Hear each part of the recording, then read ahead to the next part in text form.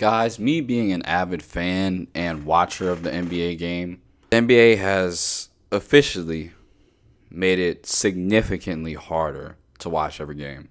The NBA recently posted the watch guide schedule for the upcoming 2025-26 NBA season.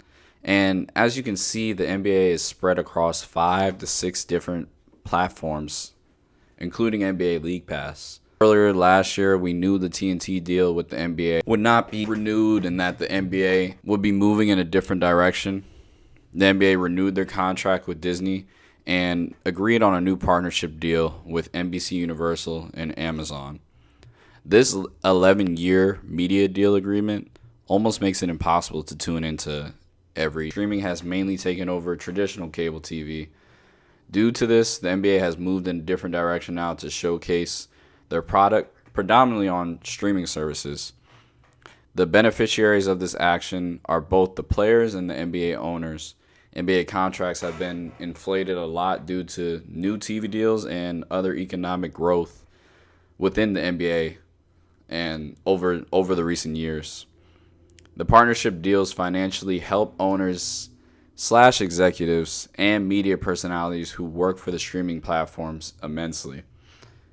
But what does it do for the fans? Well, we do get to see great professional basketball players compete at the highest level, but we already were used to that.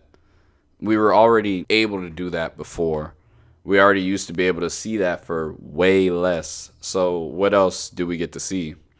I can tell you right now, not that much more. NBC is giving us the promise that we get analysis from arguably the greatest player of all time, which is Michael Jordan. But there's no guarantee that he'll contribute as much as we think. There's no set dates when we'll hear from him.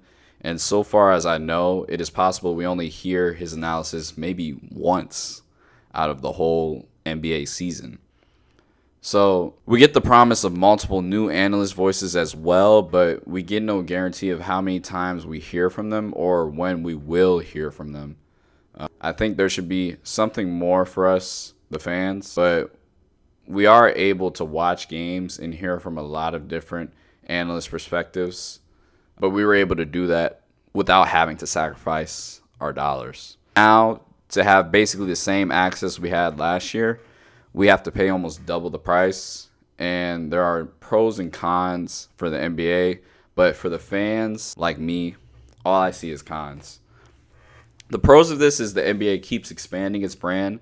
They open up their product to a new demographic of viewers from all over the globe, which is essentially the NBA's goal to be worldwide.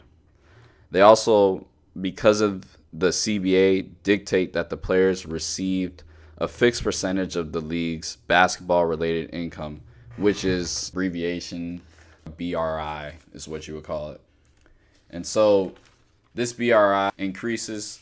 When the BRI increases, so does the players' salaries, which is why NBA players make an exponentially larger sum amount of money in contracts compared to what they used to make, which is another benefit of this Amazon NBC deal.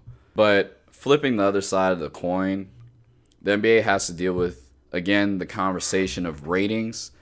They have to hear noise again about the ratings being down and how they can improve that. The only way to improve that is to really just streamline the way people can watch games.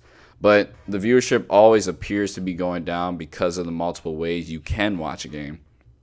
The viewership is spread across different services, and people also watch the games outside of those services, causing the ratings of the NBA to look and always appear down, when rather they're just spread out completely on different platforms. Another negative to this is the issue of players actually playing the basketball game. I'm not really talking about injuries at all, but there have been multiple occasions where players either just sit against their will or not against their will sometimes, but the times they sit against their will and they're sitting out those games willingly, that's the stuff I don't like to see. When I see players choosing not to play the game of basketball for anything other than an injury, I instantly get upset. So I know to anyone else who is passionate about the game will be upset, and Quite frankly, after paying almost double on a product where I did not have to pay double on a product before, and it's basically that same product, we don't receive any promises of anything really new. I don't really want to hear about players like sitting out, because then I'll feel like I'm being robbed essentially. I do want a preference that, yes, we still get the principles of seeing the best of the best, even with paying double. And for us as the fans, we get that benefit. But again, the fact is we are paying more for these benefits when we paid less in the past for these same benefits. I feel as if the NBA these next years with their new streaming deals are, for a lack of a better word, again, robbing us. I obviously don't mean literally, but we are being asked for more money from a league that is not providing a consumer with anything more. I always appreciate good hoops, which to this day the league is still giving us. I just don't appreciate, again, we have to sacrifice more money in order to see the same good hoops we used to see. You guys, let me know your thoughts in the comments. Do you like the direction the NBA is heading in? Because I'm not sure if I really like it, but do you think it's something good for the NBA, or it's not really that great for the NBA in terms of us, the fans? Again, comment, subscribe, share this video with your friends. If you don't know my name by the end of this video, I'll tell you right now, my name's Milos, and come back again and watch some videos. And until next time, I'll see y'all later. Peace.